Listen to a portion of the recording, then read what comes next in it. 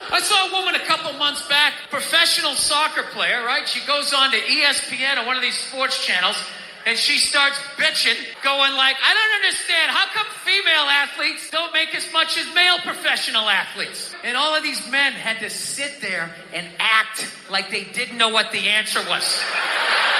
They had to sit there like dumbfounded, like, I don't know. Because you don't sell any fucking tickets. Nobody is going to women's soccer games. Dude, look at the WNBA. Nobody in the WNBA got COVID. They have been playing in front of 300 to 400 people a night for a quarter of a century. Not to mention, it's a male-subsidized league. We gave you a fucking league. None of you showed up. Where are all the feminists? Ladies, name your top 5 all-time WNBA players of all time. Come on. You can't do it.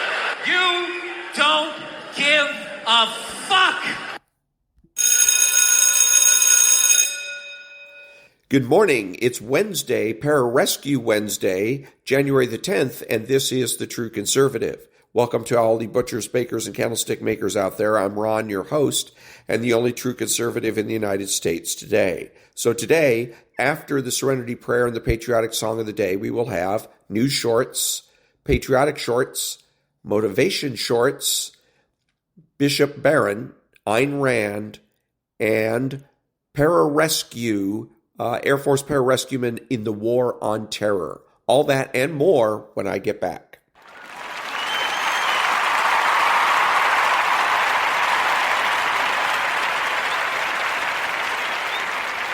God, grant me the serenity to accept the things I shouldn't change, the courage to change the things I should, and the wisdom to know the difference.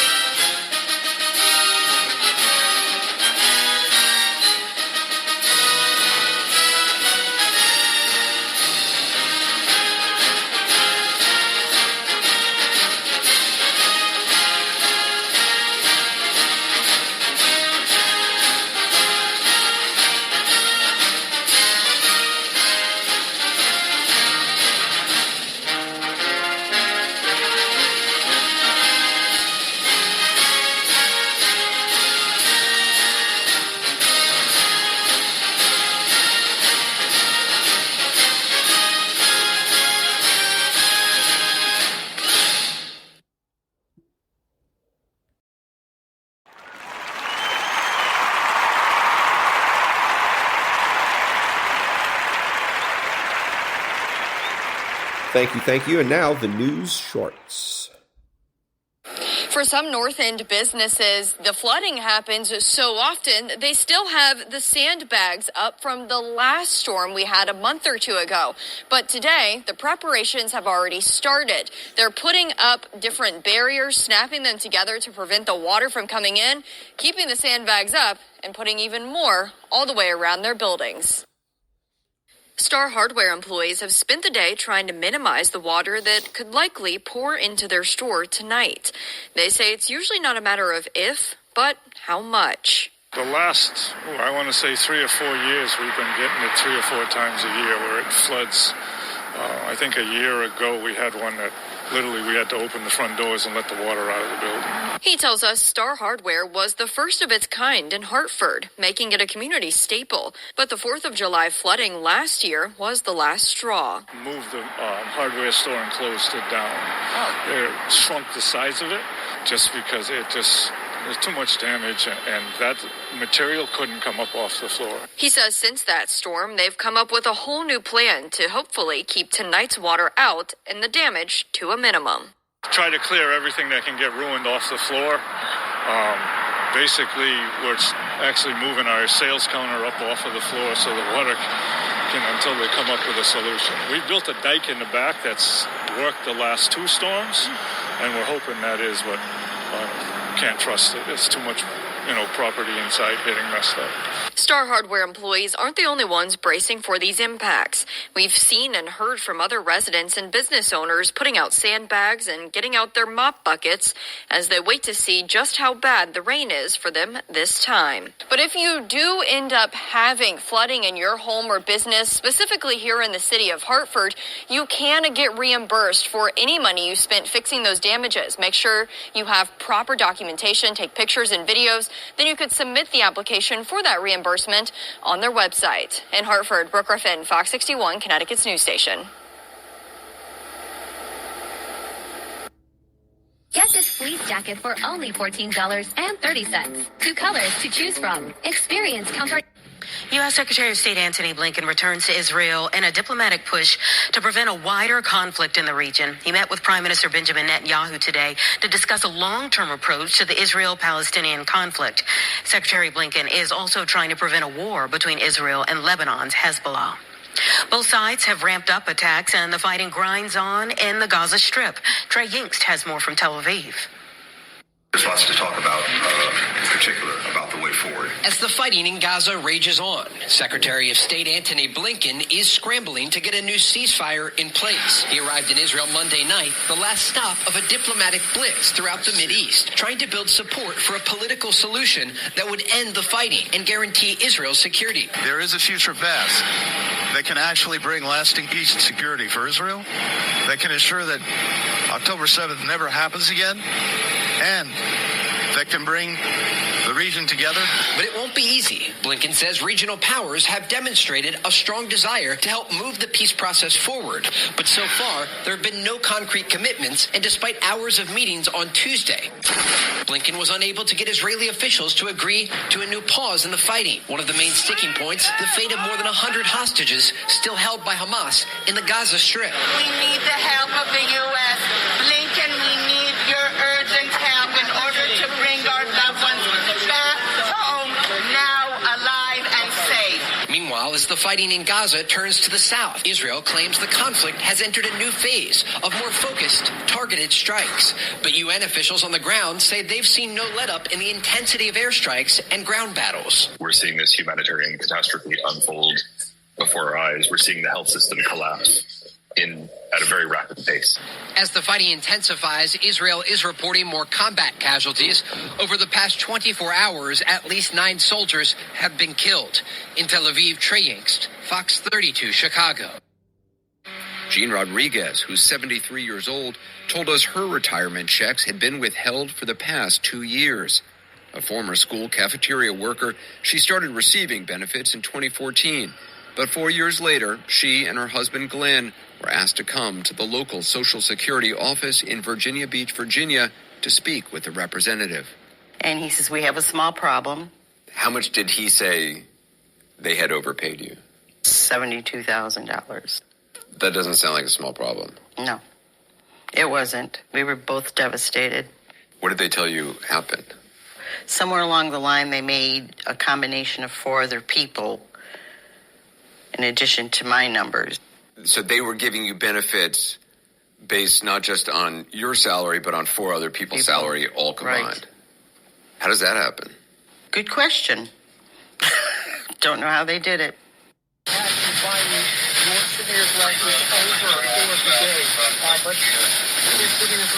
The back end. Thankfully, we're not seeing any kind of organized prefrontal structures working further off to the east. So it looks like that prefrontal tornado threat is mostly over. So at this point in time, just... Holy crap.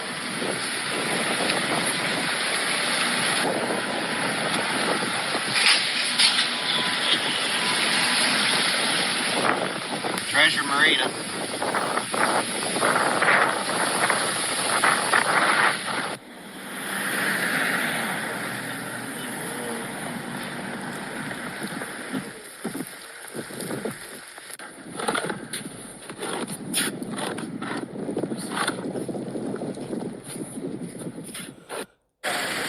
At least 4 Ecuadorian police officers have been kidnapped, and there have been explosions in several cities.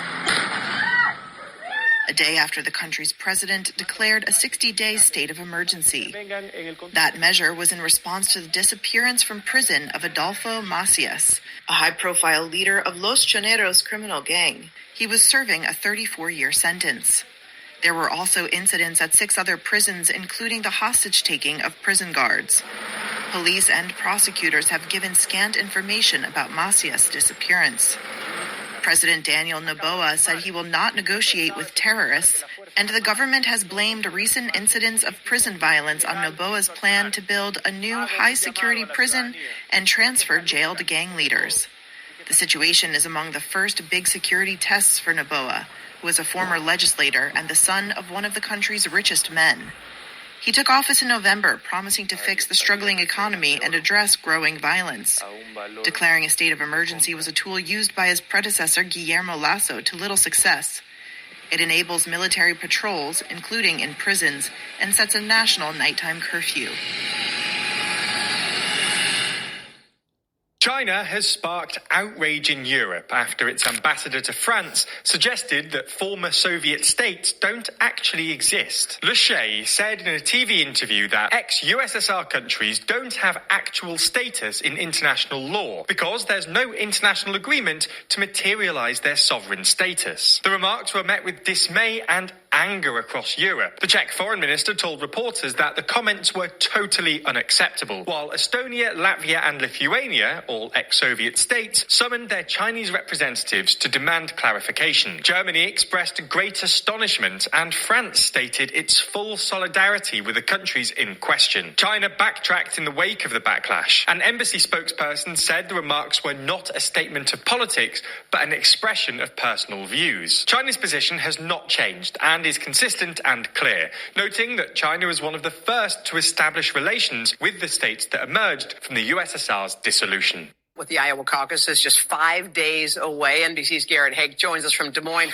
Garrett, as mentioned, former President Trump spent the day in court yesterday. So let's talk about this from a political standpoint. Was there a larger strategy there instead of campaigning in Iowa?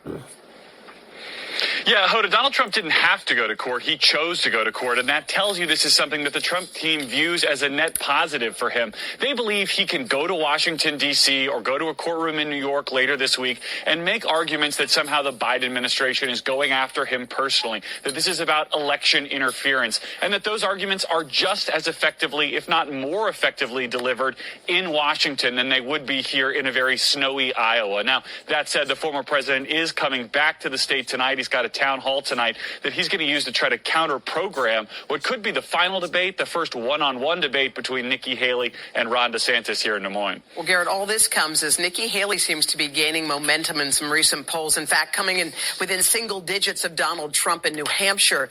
So what's driving that? Yeah, Hoda, it's been really interesting to watch. We haven't seen a lot of data out of Iowa, but there are those two new polls out of New Hampshire, and they show a little bit of different things. They both show Nikki Haley in a pretty strong second place, one showing her within basically single digits of the former president. That would be a big jump in that state. A lot of that has to do with who votes in New Hampshire. That group looks a lot different than what we see here in Iowa. It's more moderate voters, more independent voters, more of the folks that she has been targeting who've sometimes had a hard time coming around to the former president. But the former president's definitely noticed. Donald Trump's been attacking her with ads in New Hampshire. His PAC has been attacking her with ads in New Hampshire. He even reposted a false kind of birther claim suggesting that she wouldn't be eligible to serve as president. Of course, Nikki Haley, born in South Carolina, perfectly eligible. But it shows that the Trump team is paying very close attention to her rise in Iowa and in New Hampshire, Hoda. All right, Garrett Hagforth there in Des Moines. Garrett, thanks. Hey, thanks for watching. Don't miss the Today Show every weekday at 11 a.m. Eastern, 8 Pacific on our streaming channel, Today All Day. To watch, head to today.com/allday or click the link right here.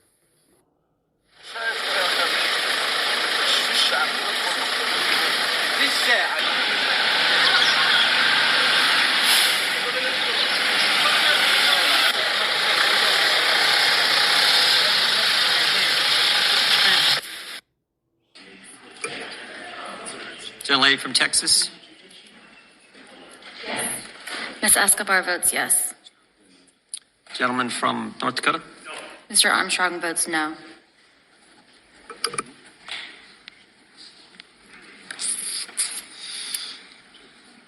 All members voted. Clerk will tally and report.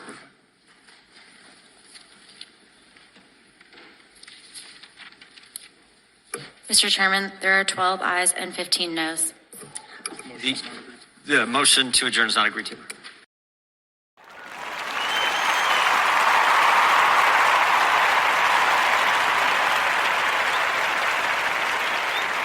Thank you. And now the military shorts. Iran has seized a Chinese-owned Marshall Islands-flagged oil tanker that was heading for Houston while it was transiting through international waters. The U.S. Navy has demanded that Iran release the ship immediately, the ship issuing a distress call to the U.S. Navy at around 1 p.m. today, and Iran saying that it just seized the boat after it collided with one of their ships. Follow to stay in the loop. It was Christmas Eve, 1944, and deep in the Hurtgen forest, a mother and 12-year-old son prepared a quiet Christmas dinner. Elizabeth and Fritz Vinken were startled by a knock on the door. It was 3 American soldiers, freezing, exhausted, one of them badly wounded. Elizabeth let them in, knowing it was a crime punishable by death. She ripped up bed sheets for bandages and cooked more food. There was a second knock on the door. It was 4 German soldiers, lost and freezing, seeking shelter. She nervously let them in, but insisted the guns stay outside.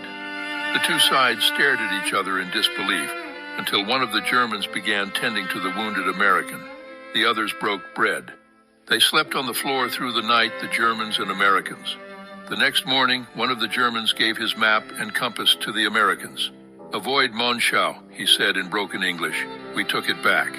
It saved their lives. All would survive the war. Just hours into NATO's bombing of Serbia in 1999, an F-117 pilot was shot down in enemy territory, leading to one of the most dramatic rescues of all time. But as famous as Scott O'Grady's rescue became, few realized that A-10 Warthogs were used to trick the Serbians and give the downed pilot a chance to make it out alive. It happened like this. After 6 days of being hunted by rebel Serbian forces, the pilot finally made contact with one of his squadron mates. But there was a serious problem. The Black Hawk helicopters going in would be easy pickings for enemy missiles. So they needed a diversion. So a group of A-10 Warthogs were chosen to fly near enough to distract the Serbian anti-air missile radar, while the Black Hawk teams flew in undetected. Even with the distraction, the Black Hawks came under fire from 2 surface-to-air missiles as they picked up O'Grady. But the clever trick allowed the slow-moving Black Hawks to get in and out safely. On October 26, 1942, during the Battle of the Santa Cruz Islands, the USS Smith, an American destroyer, was struck in the forecastle by a Japanese torpedo bomber. The plane crashed without having released its torpedo, and while most of the plane's burning fuselage fell overboard and sank, the torpedo remained. Fires eventually set the torpedo off, and a violent explosion engulfed the Smith, igniting a series of smaller explosions as ready service ammunition at the forward gun positions cooked off. Smith's commander carefully changed position within the task force, maneuvering his destroyer into the wake of the battleship South Dakota. By placing his ship directly behind the battle wagon, he was able to take advantage of the turbulent waters produced by the behemoth. As the Smith's pitching motion increased, water surged onto the forecastle and aided in extinguishing the fires, thus saving the ship. The whole idea of wine is so important to me because I'm fascinated with the process. You know, growing wine, it's a science, and it's so involved and it's so intricate and it's fascinating, you know, from when those plants are planted and how they come up with the different blends and variations of wines. It's really a fascinating story. I get so interested. Whenever I go to any of the wine tasting places, I want to hear those sommeliers and I want to hear what they have to say. I want to be educated about wine. And, you know, I love to have a glass of wine with my dinner now. It's just relaxing. It's comforting. And listen, you know, for all of you Christians out there, some of you have said, Michael, how can you be pushing wine? Well, let me remind you, the first miracle that Jesus ever performed was turning water into wine at a wedding at the request of his mother. So if drinking wine was sinful or something that Christians shouldn't do, I don't think Jesus would have accommodated his mother. It's just read your Bible. It's very evident. Now, obviously, you're not supposed to get drunk because drunkenness can cause things and cause you to do things you're not supposed to do. It was just before 8 a.m., and Navy cook Dory Miller had finished serving breakfast on board the USS West Virginia, which was docked on Battleship Row at Pearl Harbor. It was Sunday morning, December 7th, 1941, and Miller and the United States would suddenly be drawn into World War II. At 7:57 a.m., an explosion rocked the West Virginia. Miller rushed to the deck and with no experience manned a .50 caliber anti-aircraft machine gun and shot down at least one plane before exhausting his ammunition. With the ship sinking, he carried a dozen men through oil and water before finally abandoning ship. He was the last man off the West Virginia. Dory Miller was one of America's first heroes of World War II and was celebrated across the country for his valor and courage. He was the first African-American recipient of the Navy Cross. Sadly, Dory Miller would die in 1943 when the ship he was on was sunk by a Japanese submarine. However, if you want to break the enemy's morale bigger than anything else, there is nothing on the battlefield better than the breath of Allah. Right? The minigun got that name running around in Sadr City. The ICTF and the Green Berets that were being advisors for them, we'd mount these on our Humvees. Different deployments, it'd be on the lead recon vehicle. Other units would run them one vehicle back so that they could protect that lead vehicle. But no matter what it was, when you got in that gunfight, tracers going here, coming both ways. When you open up with this garden hose right here, 3,000 rounds a minute running down range, it is literally a garden hose. You're just painting the windows that you want. Now, they won't go through the concrete walls, but, and I saw it happen in Sadr City. There was gunfire happening, and then a guy comes squirting off the target without a weapon. He's running right towards us. Got my weapon on him. He's coming right for us, and then he takes off running off to the left. He doesn't even know we're there. And he didn't have a weapon, so I didn't shoot him. He ends up digging around in the bush over here to my left. I'm going to creep up on him. I'm going to deal with this cat so I can get on doing my business, you know. So me and the medic go creeping him over this guy, and he turns and sees us. Just takes off running towards target. I'm like, I can't shoot him, right? I wanted to, but he wasn't armed. So instead of a squirter off a target, I get on the radar. I'm screaming, there's a squirter onto the target. There's a squirter coming onto the target. I said, what? Next thing you know, I see lasers from the roof. This dude flips up a blanket, reaches down and grabs a weapon. He doesn't see the lasers. I see all the lasers. And everyone else in the target sees the lasers. Literally, it was like a flower petal of lasers. As soon as he touched that weapon, that was it. Do you remember American Sniper? Seen the movie, right? Mm-hmm. Bradley Cooper comes, Chris Kyle, the character, comes back, I think, from, I don't know what deployment, and he's sitting in his chair with a beer.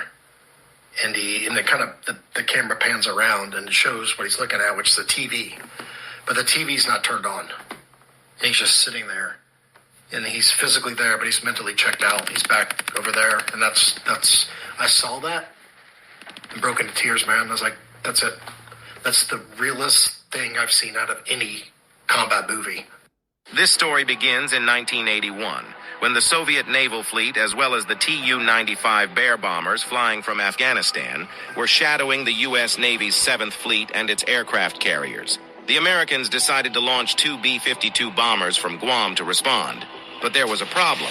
A Soviet intelligence-gathering trawler was on a 24/7 patrol off the coast of Guam, so they used a trick.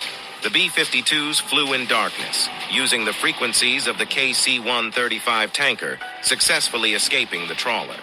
When the B-52s reached the Persian Gulf, they were vectored toward the Soviet fleet. Assuming the aircraft were their Tu-95 bombers, the Soviet personnel appeared to be waving from deck the first time they passed over. But on the second pass, not a single Soviet Navy officer was seen. The B-52s then did a low-level flyby close to the aircraft carrier USS Midway CV-41, giving us this cool photo. And that was the military shorts. Back in a minute.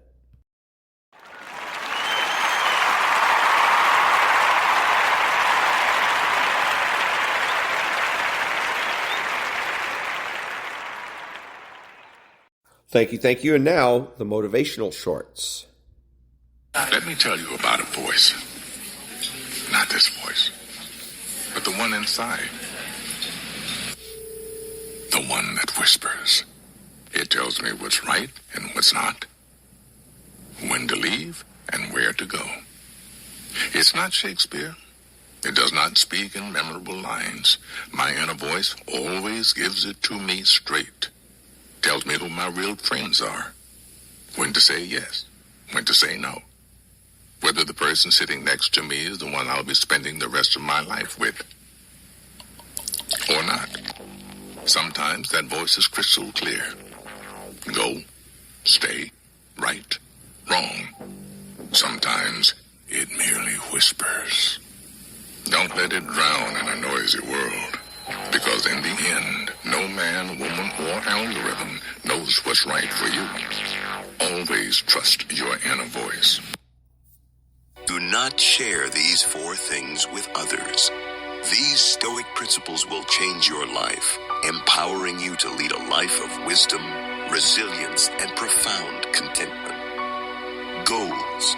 Share the general direction of your aspirations, but keep the intricate details to yourself. Guard your ambitions like precious treasures. Happiness. Embrace genuine happiness and positivity, but be cautious about overexposing it. In a world of cynicism, true joy can be misunderstood. Relationships. Nurture intimacy and handle conflicts discreetly. Avoid making your personal matters public for the health of your relationships. Financial situation. Whether prosperous or facing challenges, maintain an air of mystery. Your financial status is personal, and discretion can protect you from unwanted consequences. I think I can demolish the atheistic argument permanently. And it's a weird thing, because it's not like all of a sudden people are going to throw themselves at the feet of God in worship. It's like it requires a reconsideration of what we mean by belief. And I walked through some of it. It's like, do you believe in the good? Well, the difference between believing in good and believing in God is it's a very narrow difference. Now, there are important differences, but it's still a narrow difference. And the thing is, if you don't believe in good, you're aimless. And if you're aimless, you're hopeless. And if you're aimless and hopeless, you're anxious and fractionated. And people can't unite in their beliefs. Like the alternative is not good.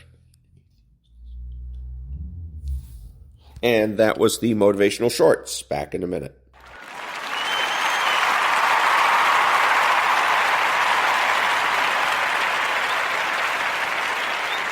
Thank you. And now the daily laws for January the 10th. January 10th.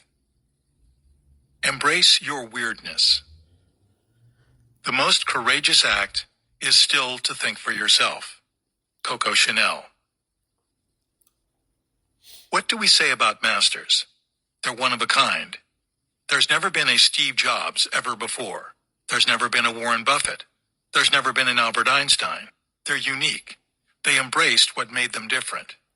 Yes, it comes with some pain. With my books, particularly the 48 Laws of Power, you might hate it. You might think it's satanic. But I can guarantee you've never read or seen a book that looks like it. The sections I created, the opening paragraphs, the quotes on the sides, the shapes.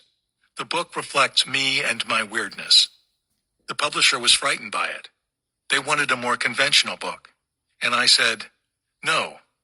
I know I've never published anything before, but I'm sticking to what I have here. I stuck to what was weird and strange about me. Daily law. Always stick to what makes you weird, odd, strange, different. That's your source of power. Podcast interview, Curious with Josh Peck, December 4th, 2018. And that was the daily laws for January the 10th. Back in a minute.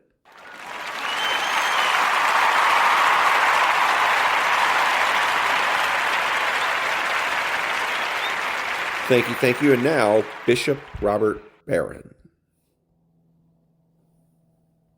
Some unknown territory. Calling forth courage, yes, indeed.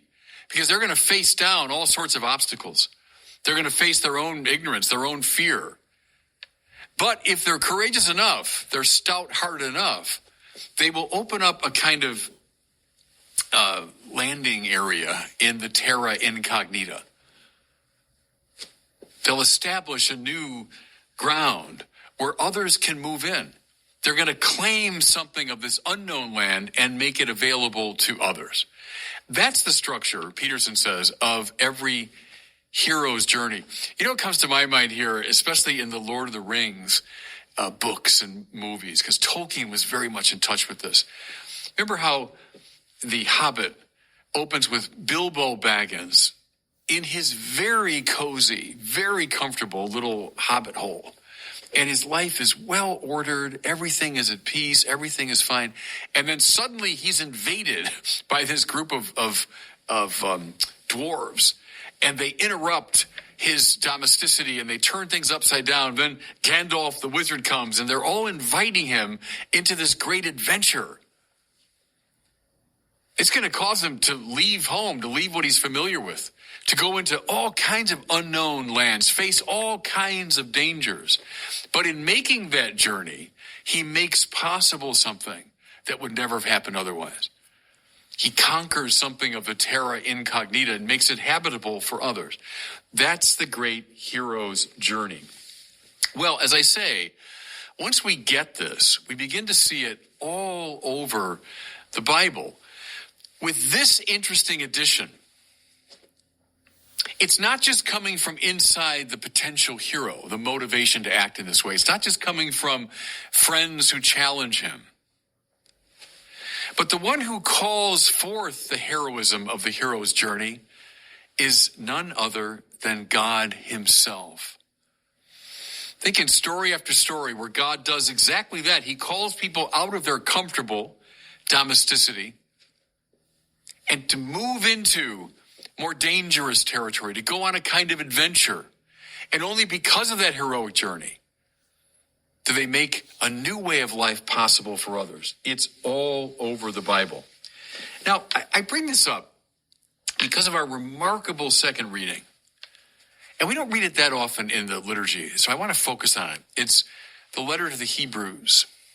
We don't know for sure who wrote it. For a long time, people said Paul wrote it, but the scholars are almost certain that he did not. Whoever wrote it was someone who was very familiar with Jewish life, especially the rituals and customs of the temple. But we find some of the richest theological reflection in the New Testament, I think, in the letter to the Hebrews. And in this chapter 11 that we read from today, he's talking about faith. Now, this is a much contested idea today, trust me, because the enemies of religion will typically say, yeah, faith. You know, people accept any old nonsense. They've abandoned their reason. They're accepting things on the basis of no evidence whatsoever. That's what faith means. It's a childish way of thinking.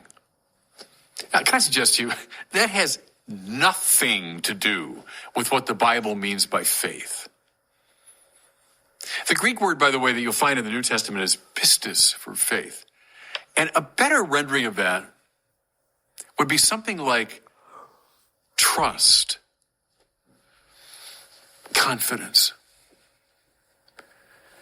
Trusting in God, listen, even when I can't see for sure where he's leading me. Trusting in God, even when it's not clear to me what God is about. But following him willingly in an attitude of faith.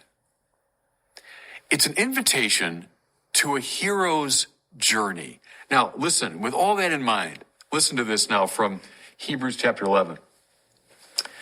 By faith, Abraham obeyed when he was called to go out to a place that he was to receive as an inheritance. He went out not knowing where he was to go. See, that's the essence of it, everybody. Not accepting nonsense on the basis of no evidence. That's not at all what the Bible means by faith. It means this: a willingness to leave your hometown where you're comfortable. What do we say today? Your comfort zone. To leave that and to go trustingly in search of something God is going to show you. Listen. And that was Bishop Robert Barron. Back in a minute.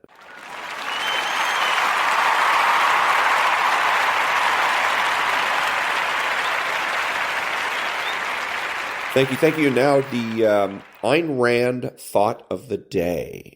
Quote, a mixed economy is ruled by pressure groups. It is an amoral, institutionalized civil war of special interests and lobbies, all fighting to seize a momentary control of the legislative machinery, to extort some special privilege at one another's expense by an act of government, i.e., by force, unquote. And that was the Ayn Rand thought of the day. Back in a minute.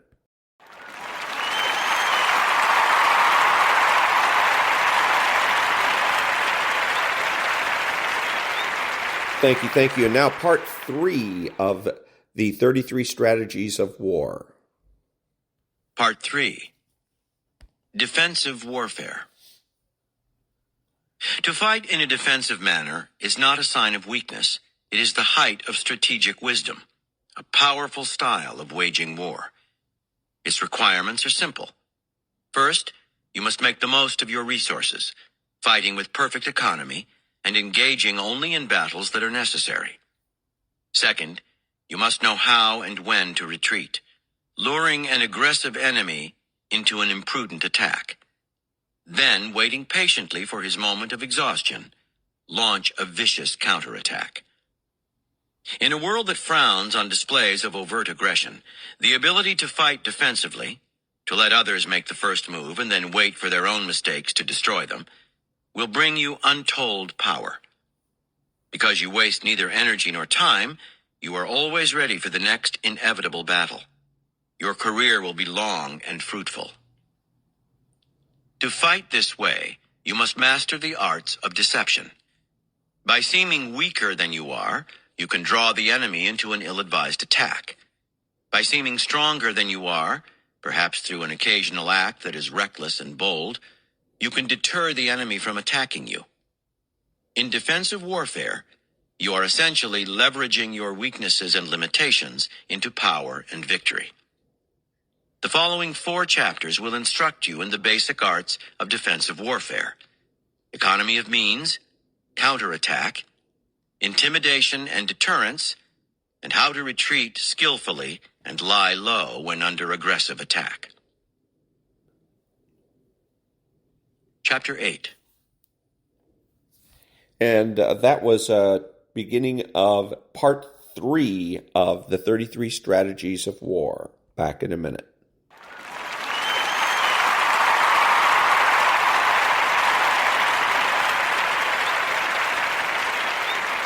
Thank you. And now, a new book called None Braver.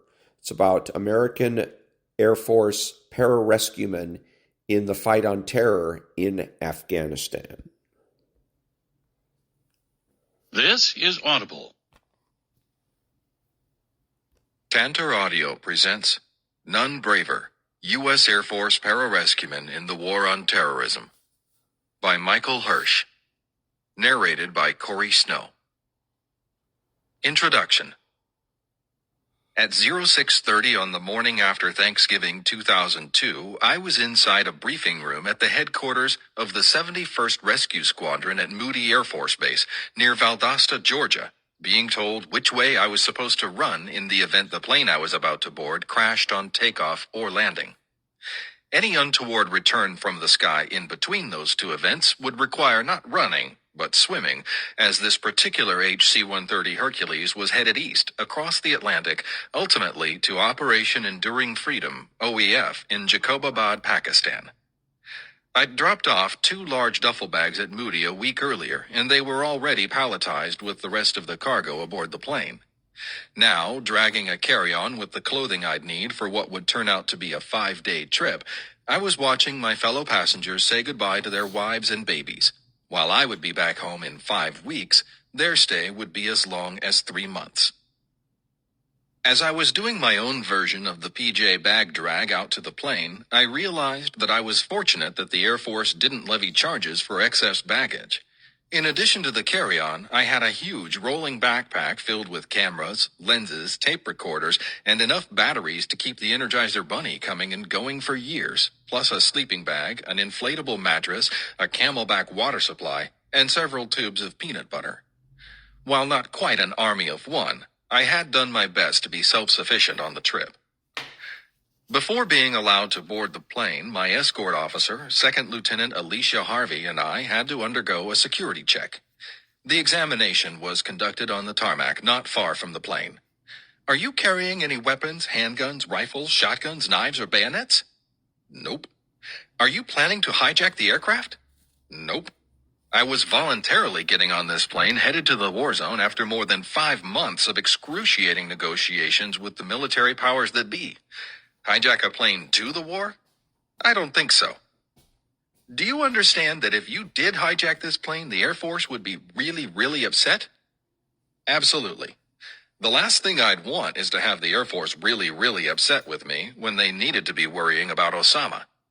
With that, we were declared good to go and climbed aboard a plane that was almost twice as old as everyone on the crew but the pilot, who happened to be the commanding officer of the 71st. The entire right side of the cargo compartment was filled with baggage belonging to the 23 passengers and crew, cartons of morale items donated by various groups in Valdosta, office furniture, and essential war materiel needed by the troops, including a foosball table. Eliminating seating on the right side of the plane meant that all the passengers were going to be sitting cheek to cheek on the red-webbed paratrooper seats with minimal legroom for a very long, very uncomfortable flight. Think Southwest Airlines, without the frills. An HC-130 is a 4-engine propeller plane that cruises at around 300 miles per hour. Pakistan is roughly 9,000 miles away. You do the math. Clearly, we would be making some stops along the way at locations I'm not permitted to divulge. I'd been told to dress in layers for the flight because depending on where I'd be sitting and what was or wasn't working on the aircraft, the temperature could range from freezing cold to uncomfortably hot. I was layered from polypropylene long johns through fleece shirts to my Gore-Tex parka, not to mention the windstopper hat and gloves, which I just mentioned. I was advised to bring along an air mattress and a sleeping bag because once we'd taken off, it would be okay to claim a chunk of floor space near the back of the plane. I'd also followed instructions about bringing a headlamp if I wanted to read, since the inside of the plane is very dark, and to bring my own food in the event that the crew didn't have enough MREs, meals ready to eat, for all the passengers. My solution was to buy food tubes at a camping store, fill them with peanut butter, and whenever the need arose, squeeze off a shot of Skippy. Speaking of needs, there is no enclosed lavatory on an HC-130. At the rear of the plane, just beyond the hinge of the loading ramp, is a funnel mounted to the bulkhead, which leads to a tube which leads outside the plane. If all one needs to do is urinate, and one is a male, the low-tech solution is to climb onto a bar in the sidewall, hang on, and aim well. This trip, after all, is a prelude to combat, and privacy is a luxury. If one happens to be a female, or has a need for more extensive relief, the accommodations are even less accommodating. The first leg of the journey lasted about 8 hours. It was long, it was loud. Even wearing earplugs underneath the headphones for my CD player didn't keep the drone of the engines away. Conversation is virtually impossible. All interpersonal communication is done at a shout, except for those on the crew who are wearing headsets hooked up to the intercom system. In order to kill time, nearly everyone tried to sleep. Perhaps because I was a guest, I was offered the opportunity to stretch out on one of the 2 crew bunks overhead, which I wasn't shy about accepting. The steel floor would be there another day. A flight like this gives one a lot of time to think. What was I doing there? Why did I press hard to get the Air Force to embed me with an Air Combat Command unit, something they hadn't yet done in Operation Enduring Freedom, to take me to where I could live with, talk to, and observe the pararescuemen who were flying missions out of Karshai-Kanabad, Uzbekistan, Jacobabad, Pakistan, and Kandahar, Afghanistan? I'd learned about the PJs when I wrote my first book, Pararescue, the true story of an incredible rescue at sea and the heroes who pulled it off. I'd been impressed with their credo, that others may live, as it applied to that particular civilian rescue during which they put their lives at risk for complete strangers. Now they were in combat, and the credo was that much more significant. The PJs and the guys who fly them to where they have to go define selfless. While each may have his personal motivation for what he does, don't we all? The result is that the coalition forces who go out on combat operations know that there are Americans standing by who are ready to come get them if bad things happen. Theirs is clearly a story worth telling. I want to be perfectly clear here, as I was in my letter to the Air Force seeking permission for the trip. Even if it were physically possible, which it isn't in the back of the already crowded Pavehawk helicopters, I had no intention of going out on combat operations. I'd had my turn doing that as an Army combat correspondent with the 25th Infantry Division at Cu Chi, Vietnam, during most of 1966, where I covered the 1st of the 27th and 2nd of the 27th Wolfhounds. Besides, I was writing a book, not reporting for the nightly news. Debriefing the guys when they returned from a mission would yield great stories. That said, I was prepared for whatever the conditions on the ground turned out to be. I'd brought 4 large jars of peanut butter, sleeping gear, boots, and clothing for temperatures ranging from 0 in the north to 100 in the south. I'd promised my wife and kids that I wouldn't do anything stupid. My son said it was too late. I'd already broken that promise by making the trip. Or as he put it, "You're Jewish. You're going to Pakistan. Does the name Daniel Pearl ring a bell?" No amount of explaining could convince them that my plan was to stay with the Air Force on bases I had access to, access that no other reporter had been given to that point. I was quite clear that the odds of being wounded or killed in combat were minuscule. If something bad were going to happen to me, odds were it would be in an aircraft accident.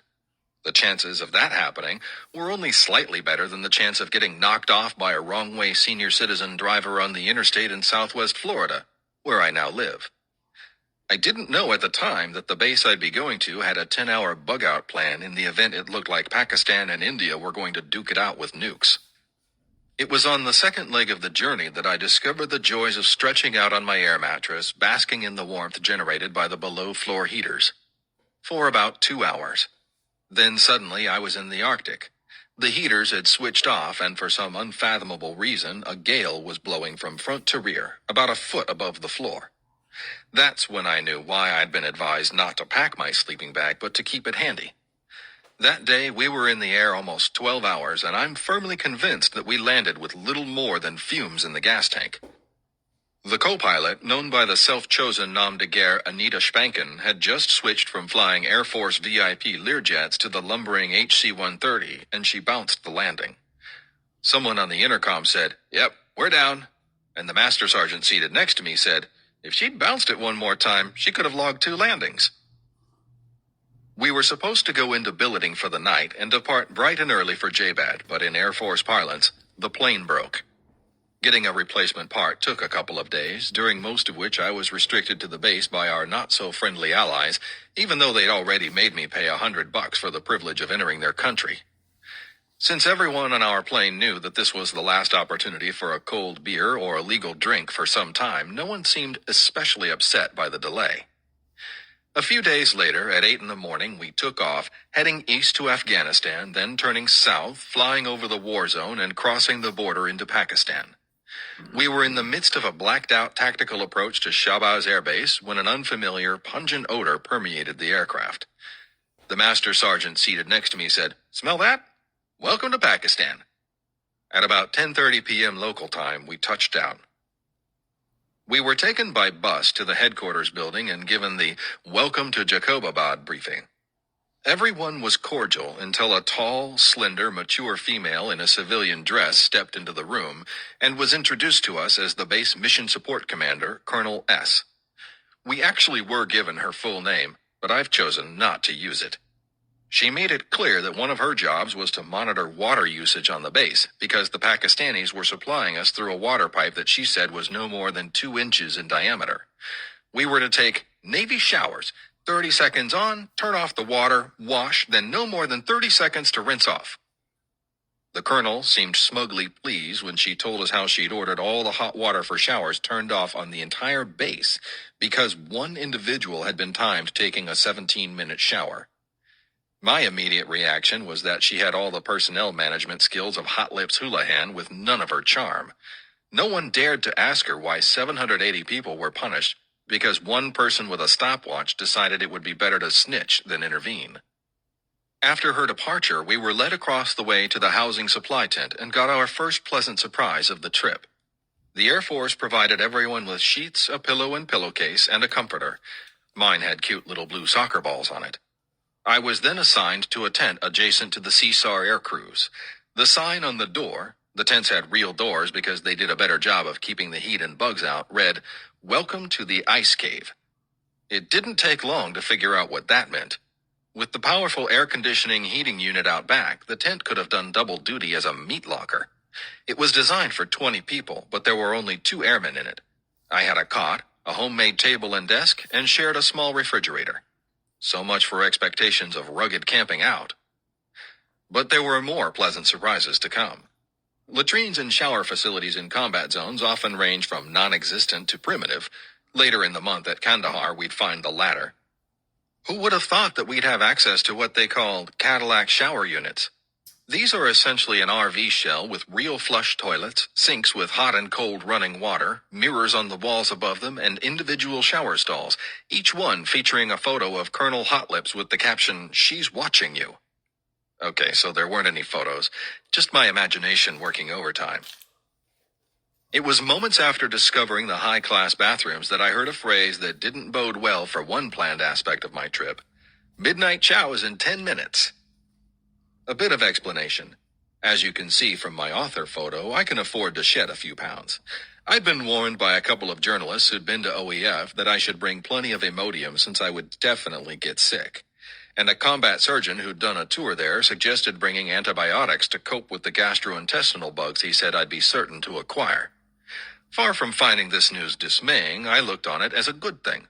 In Vietnam, I'd come down with what I want to say was dysentery 6 weeks running and lost 65 pounds.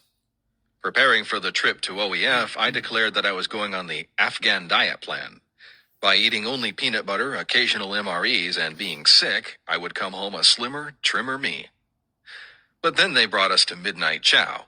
It's when I discovered that to accommodate crews who fly round the clock, the Air Force serves 4 hot meals a day, and at midnight one can get either breakfast or dinner.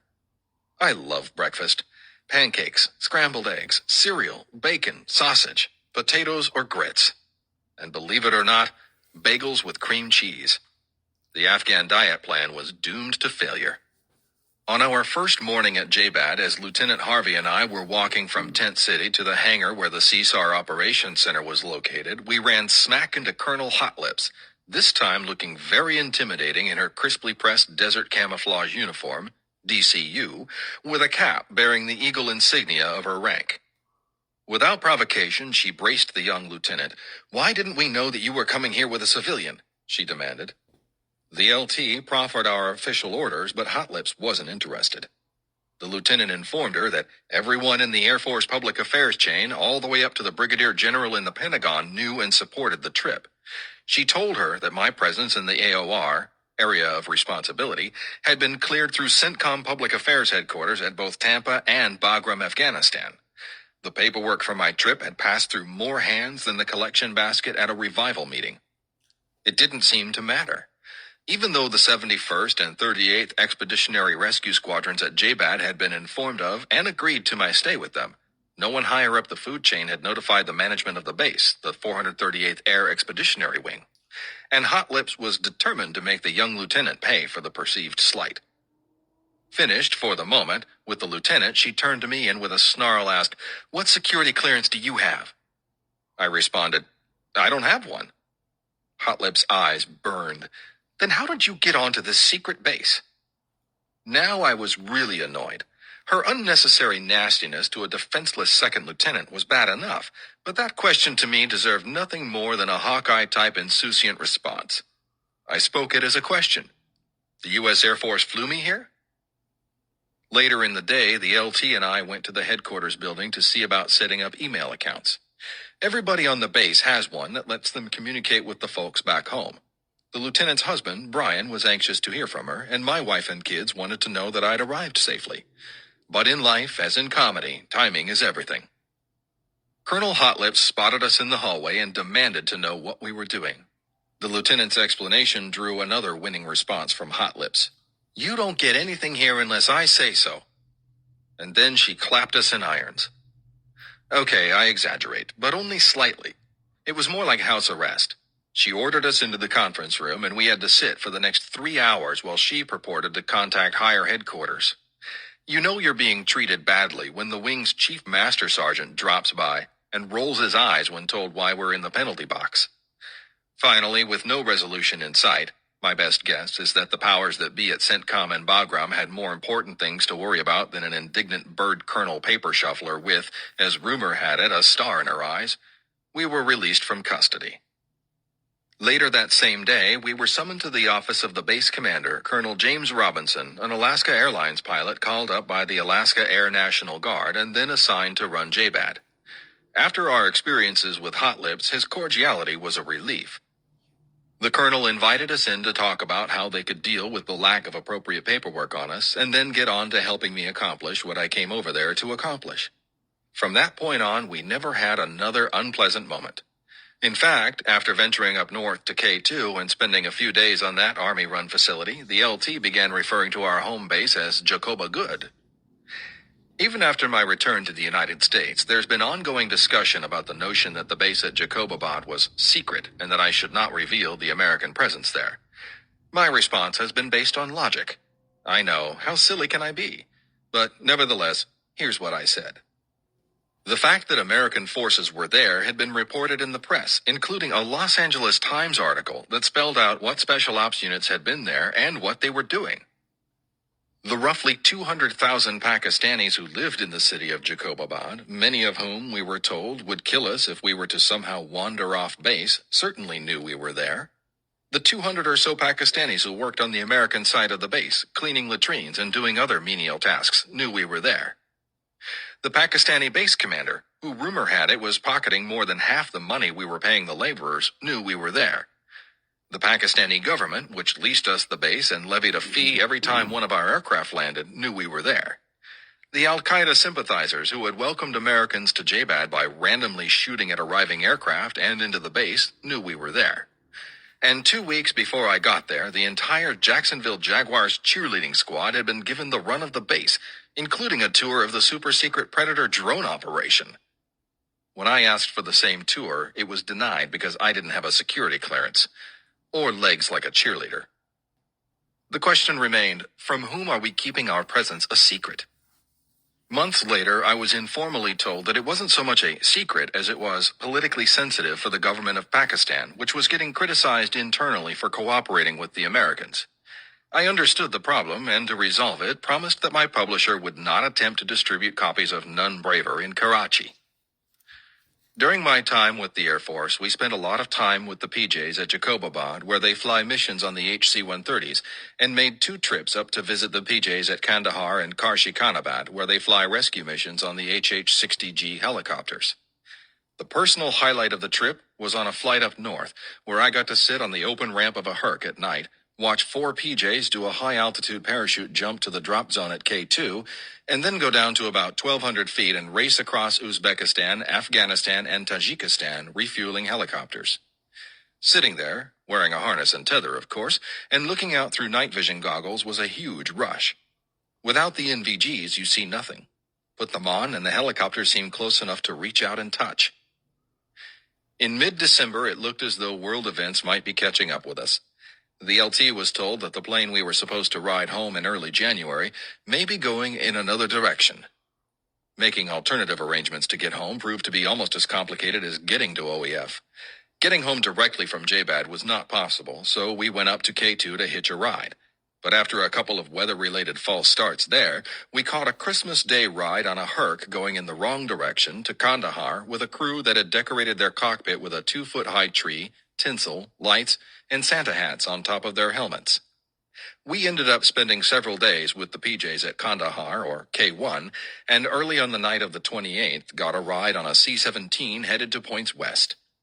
After 20 hours of travel time, including 2 unscheduled stops and a change of planes, we arrived at the U.S.-run Ramstein Air Base in Germany.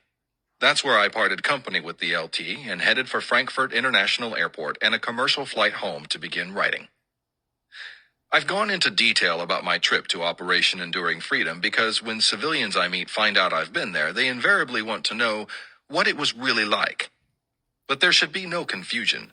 None Braver is not about Michael's excellent Afghan adventure. It is about a group of men who have volunteered to undertake in combat a mission that is near the top of the most dangerous list, even in peacetime. As one senior non-com said to me, back in the late 80s, I quit counting because I'd counted 20 friends who had died. Not just PJs, but people involved in the rescue community. I just quit counting, and that was 14 years ago.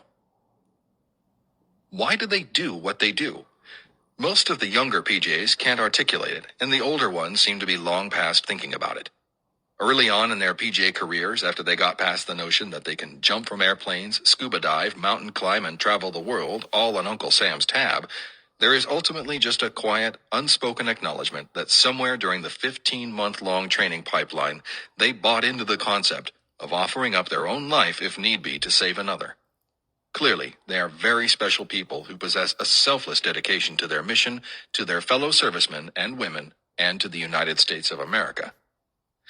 If there is nobility to be found in war, it can be found with the PJs.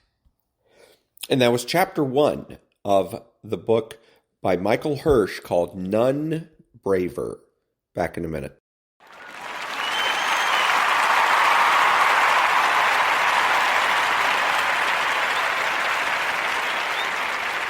Thank you. This is Ron, your host, the only true conservative in the United States. Today, bidding adios to all the butchers, bakers, and candlestick makers out there and reminding you to be honest, smart, and beautiful, and remember that the left has no authority, no power, and they can't win.